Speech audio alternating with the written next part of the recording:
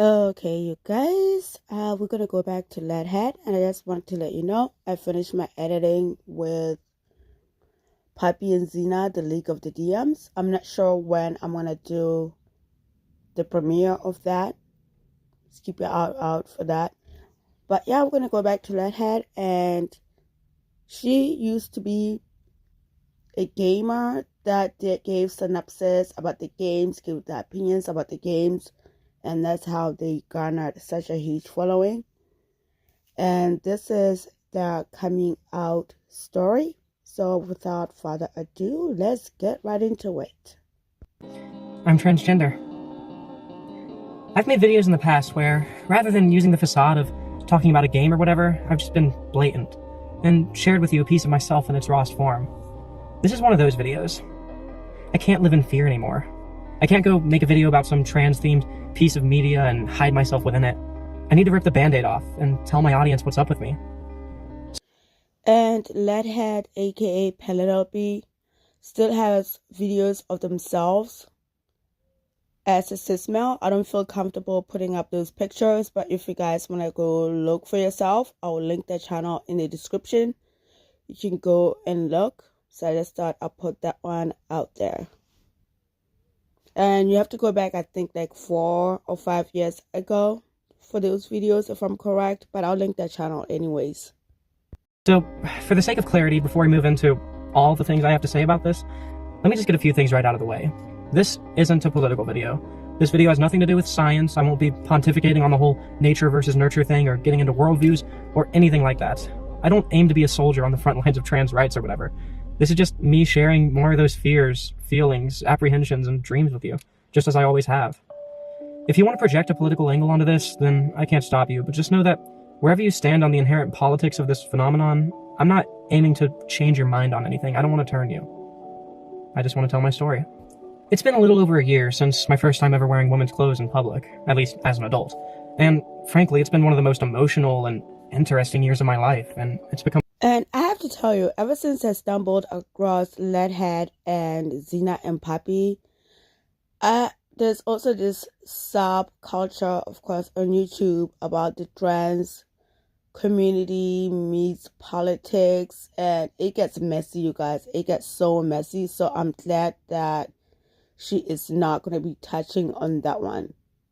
Thank goodness. Otherwise, we'll be here all day long with this video. But anyways, let's continue. A story that I just have to put to video. So, without further ado, here's my story.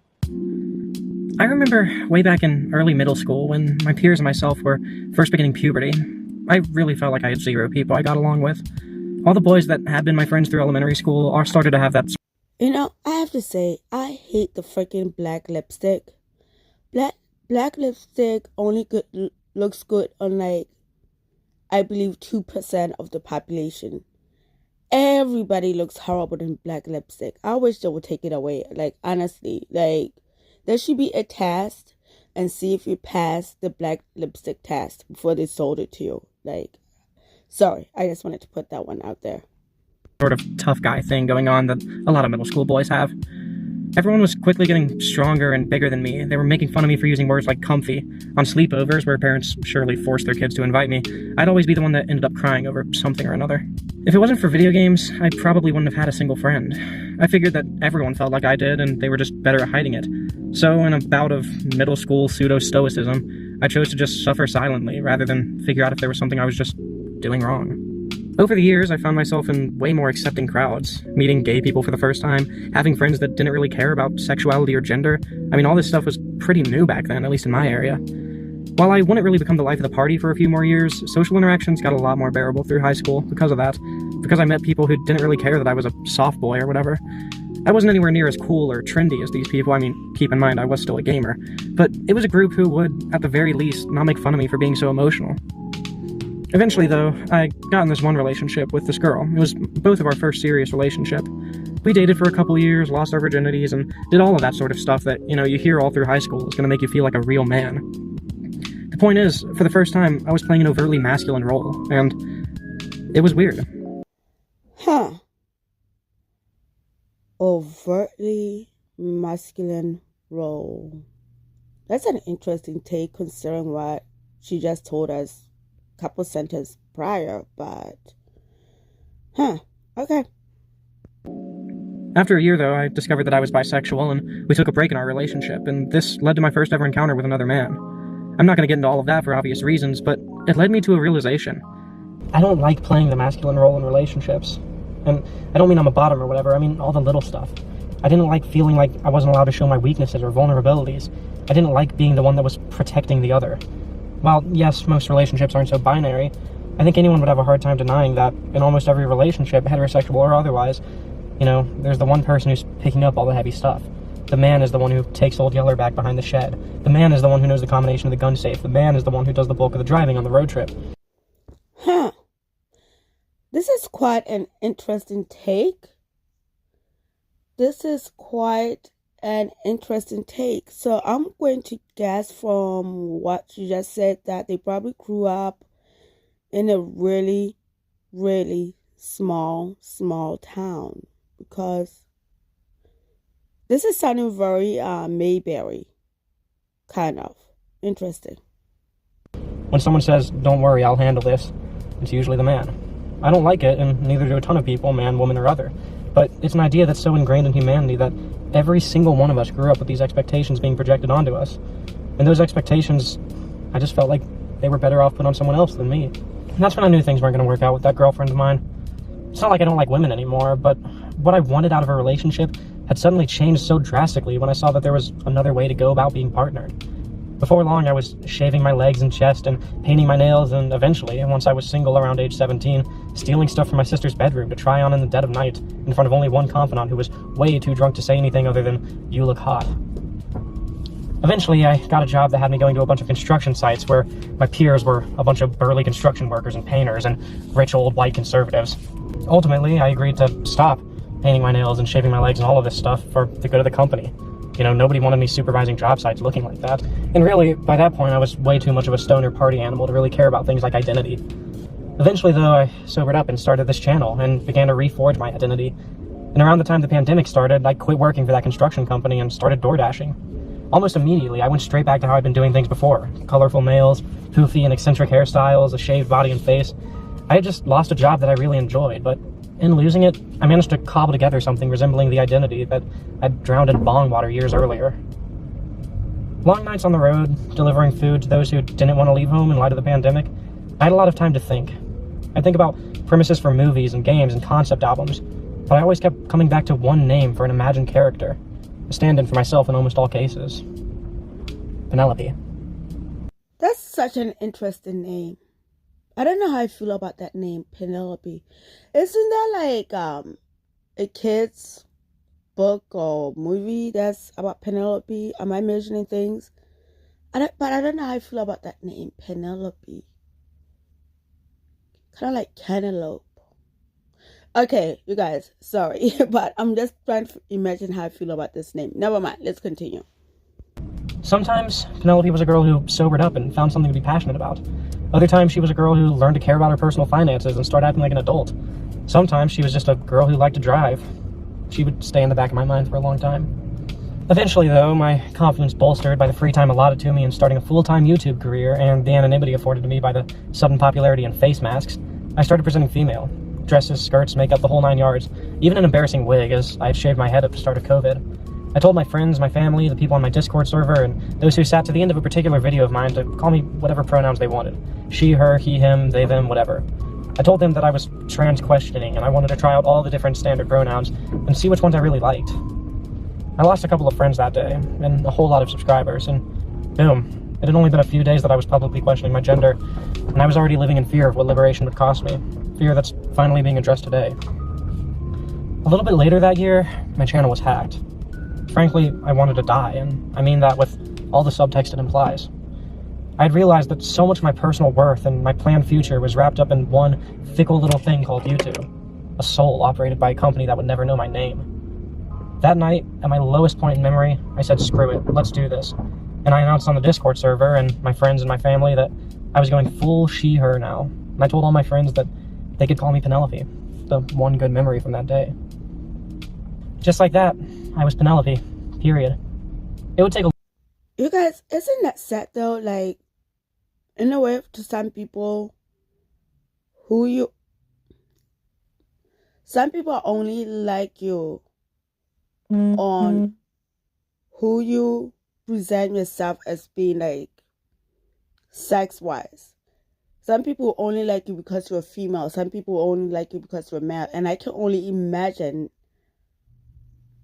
in the gaming part of YouTube how confusing this must have been for him. You think you build this community and they're gonna like you no matter what, but then you drop this bombshell. Yes, I know some people might be a bombshell. To me, it's like, who cares? To some people, it might be a bombshell, and then you lose all of these people. Like, that's kind of sad, though. That's sad. Long time for the smoke to settle, and for me and those dear to me to get used to this new name and these new pronouns. I'm sure you can tell that a year later, I still have some growing to do in almost all regards, particularly voice. But for the first time in as long as I could remember, I wasn't asking questions. I was giving answers. I was starting to feel better than I had since, well, basically since I hit puberty in the first place. However, that didn't mean that everything instantly got PG overnight. Nope. No matter how you split it, this last year has been one of the hardest in my life, or at least the start of it was. See, like any person that early into their transition, I had basically zero idea what I was doing at the start of this year. A couple of my friends would give me giant recycling bags full of old clothes, meaning my style was basically that of a 16-year-old girl at the time. The shaving was a nightmare, and it still is sometimes. I still felt like I needed makeup just to go outside. I'd spend 30 minutes every morning trying on different clothes, trying to find something that hid my boyish features. Gender-neutral clothes were totally out of the question. I wanted to be... You know, I never considered the shaving part. Oh my God, you guys, that must be a pain in the ass. Like, literally. All that shaving, especially for a dude. Imagine us females complaining about shaving. But imagine when you're transitioning, and once you transition, you still have to maintain the same level of shaving. I never considered that. That would be a pain in the ass. No, thank you. As unambiguously female as possible to avoid that awful feeling of being misgendered by a stranger. I was a mess, and my Instagram photos from that period will back that up. Just looking at those old pictures makes me want to delete the whole account. Regardless, even when I was only a few days into presenting female, and let's be real, I didn't pass at all, I still felt more comfortable talking to people than I had maybe ever. Well, for the most part. See, it's not really accurate to use phrases like more or less comfortable. Things got better in some ways and worse in others. On one hand, I felt like my mannerisms, my affectionate way of speaking, my body language, and all those other social habits I'd formed over the years fit this new look way better than it fit me when I was in boy clothes. These clothes were more me. But on the other hand, things would get real awkward whenever I was misgendered, which was most of the time. And as a result, I'd constantly... Oh my God, you guys, this is so cosmic. Was it yesterday? Yeah, it was last night. I forced one of my best friends to watch Wang Fu, Thanks for Everything with me. Okay, this video was meant to be made today. This video was meant to be made today. Yeah, I watched that movie a couple years ago, but my friend has never seen that. So I was like, come on, Gordy, let's watch this movie. The universe was telling me about this film. Well, this video to edit it because I sat on it for a minute. But anyways, that's enough of me yapping. Constantly be overanalyzing my voice, my hair, whatever scraps of facial hair I might have missed that morning. And above all else, well, be careful with skinny jeans. It was really awful. I absolutely hated the negative sides to it, but the positives made it worth it. I knew that it would get better eventually, but I also knew that I was gearing up for what would probably turn out to be a decade-long journey of self-discovery. No, a lifelong journey. However, even in my small Bible Belt country town, I never encountered much active bigotry, just weird looks occasionally. Online, though, it was a different story. See, by this point, I'd been doing YouTube full-time for a couple months, maybe. I was at, probably a little under 200,000 subscribers. More than enough to stay fed if you play your cards right. And coming out as trans on YouTube was just the scariest thing in the world to me. See, it's not like... Well, yeah, because on YouTube, it's a wild, wild west. People don't have to show their faces. They can say whatever they have to want to say to you. They are just internet in general. People can say whatever they want to. And the shit that they say to people is the same shit that they would not say to somebody in real life, because motherfuckers know in real life it will get an ass whooping. So that's how we call the internet the Wild Wild West. think I really care about getting those same 5 comments, "you'll never be a real woman," etc. from random transphobes that would slide into my DMs or get banned within minutes of joining my Discord server. The real issue was, well, I'm a gamer. I make gaming content, and that's how I feed myself and stay warm. And as we all know, gamers can be pretty close-minded when it comes to this stuff. Again, I wasn't afraid of all the DMs. I knew that would happen. I wasn't even afraid of losing the couple friends I lost when I came out, because frankly I was going to lose them anyways. What I was afraid of was people unsubscribing. Everyone around me would say stuff like, screw them, you don't need a bunch of transphobes watching your stuff. And as nice as it would be if that were the case, that's just not how it works on YouTube. And as unfortunate as it is, like, not just her coming out or whatever, in life, in anything, it's best to find out sooner or later on who's going to stick by you and who's not going to stick by you earlier in life, sooner rather than later, because those people then are not even worth your energy. You know, it's like thinning out the herd. It's bad to thin out the herd earlier than later. Basically, that's what I'm trying to say. I need as many people watching these videos as possible. Say 10% of my audience is transphobic. Well, by making this video, I've just lost about 28,000 subscribers. That's huge, and God knows that the algorithm will have just assumed I fell off and probably suppressed my content even further.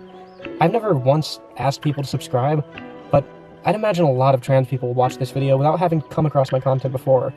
So, hey, if you're into video games and you like my writing style, I'd love it if you stuck around. I'm gonna need to make up for some lost ground after alienating whatever percentage of my audience leaves today. And honestly, that gotta sting. I mean, I went through the same thing. I lost 100 subscribers. That still stings. It gotta sting. But you know what?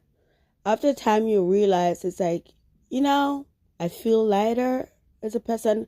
Whatever it is, I feel lighter. We can rebuild. It is what it is. We can rebuild. You didn't do anything horrible. Whatever.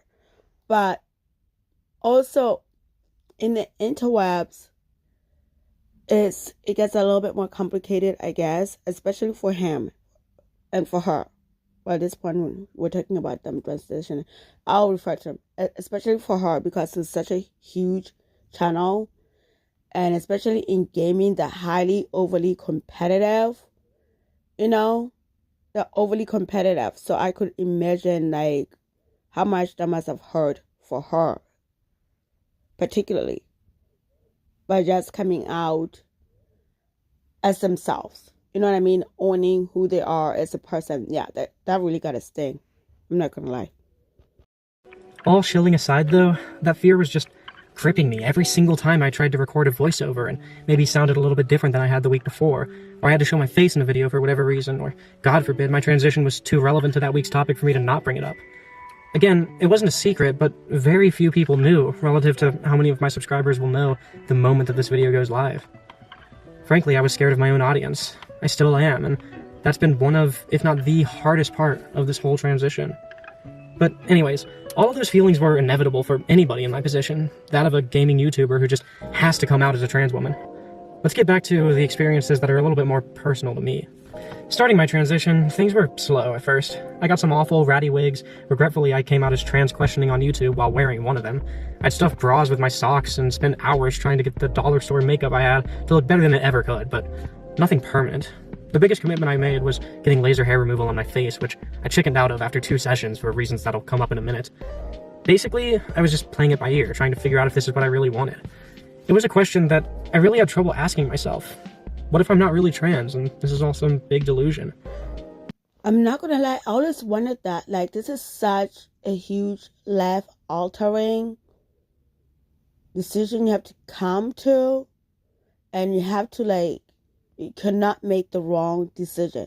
You know, especially if you go through with the transition, and then especially if you get the bottom surgery and you go and get your boobs. And I mean, the boobs you can remove and everything else. You get the facial reconstruction to make your face more feminine. There's a lot, you guys. Like, I always wondered, like, how many people have went through all this and then later on went like, uh-oh, I made a mistake. Yeah, I always wondered about that. I didn't want to ask it. I'd be so embarrassed to go back to my family and friends and just say, hey, sorry guys, I guess I was overly influenced by pop culture. This whole thing, it's not real. I'm sorry. Now, don't get me wrong, if you're trans, you absolutely can change your mind, but In my position, it felt like there was a whole lot of pressure not to. Again, I didn't want to ask myself that question because I was afraid of what that answer might be, but... So, you guys, I cut out a lot of big chunks out of this video. I'm trying to keep it short as short as I possibly could. But if you want to watch the whole entire full story, I'll link the channel in the description below. So I just wanted to let you know that part. Anyways, let's continue. See, probably about 5 months into my transition, I went on a date with this guy who was one town over. He seemed sweet, he was handsome, and he said he'd pay for lunch. So hey, what's the worst that could happen? It was my first ever date as a woman, and I was super excited. But, look, the guy was just awful. A foot away from our waitress, he loudly said, "I think you're so brave for wearing women's clothes." He offered to give me a back massage at a public bistro while I was trying to eat my sandwich. He said a whole lot of very explicit things over our date. He spilled vape juice and Mountain Dew in my car, fist bumped a man who had assaulted me at a party years earlier, and then he asked me to pinky promise not to ghost him while I was practically begging him to get out of my car. Oh, and he was high off his ass, having just been fired from the rehab clinic. I'm sorry, come again. Now, what? Wait, he worked where? What? Okay. Oh my god. Forgive me for ranting, but this guy was saying all this flowery stuff about taking care of me when I was making a clean salary off of my own labor, and his only source of income was sending nudes to random old men in his town, no doubt even creepier than he was. Wait. Come again. He was doing what now? Oh my god. Holy crap. Oh, wow. Okay, I don't know what to say on this one. Okay. And you know what? In spite of all of that, it felt really good to go on a date where I was very clearly, unambiguously the woman in the situation. He was like my own Mike Yamagita, and frankly, I love getting that date with a total loser experience. It's one of those things that just happens to women sometimes, and as many losers I've dated as a man, it just felt totally different this time. But anyways, in a desperate bid to get this womanizing pervert out of my car, I quickly said, "Hey, I've got this thing that me and my family call vertigo, where I get insanely dizzy and need to lay down. Is it cool if I drop you off? I gotta go home." It's well rehearsed. I've said it a lot of times. This time, it was a lie to get out of an incredibly uncomfortable situation, but almost every other time, it's been true. Believe it or not, this part is relevant to the video, but it's going to take some explaining. More on that in a moment. Around the time of that first date is when I started passing halfway decently most of the time. It's gotten better and better since then, of course, but I'm very rarely misgendered anymore. Usually it's just my voice throwing people off when I wear more gender-neutral outfits or go through a drive-thru or something. I remember this particular moment at a gas station I go to almost every day. There's this older guy there who's always been making sexist jokes at me about his wife being on the rag, stuff that weird old men say to younger men. At one point, though, he called me hun when he handed me my items. Since then, he's kind of become a good gauge of how well I'm passing as female on any given day. He'll call me sweetheart or hun when he assumes I'm a woman, and he'll complain to me about his wife's periods when he assumes I'm a man. Funny stuff, but this was a new feeling for me. Next thing I knew, a staff member had given me her number at a restaurant, a random guy who was ahead of me in the drive-thru paid for my order, guys would practically break their necks to get the door for me at stores, people would refer to me as this young lady if I was wearing spunkier clothes. If I was moving things, guys would go out of their way to pick up the heavy stuff and load it in my car, and for the first time I'd feel practically no obligation to do anything but just stand there and look purty, as that guy at the gas station would put it. But yeah, you guys, I'm gonna cut it off here. Basically, she just goes on through like the experiences the first time as a female, and I'm just sitting here and say, girly pop, we've been going through this all our lives. Welcome to the club. So it was a new experience for her. I get it. But if you want to watch the whole video, go to the channel. But I just found this story quite interesting. Hopefully you liked it too. But yeah, I'm gonna cut it off here. I'll link the channel in the description, and I will catch you guys in the next video. Later. Bye bye.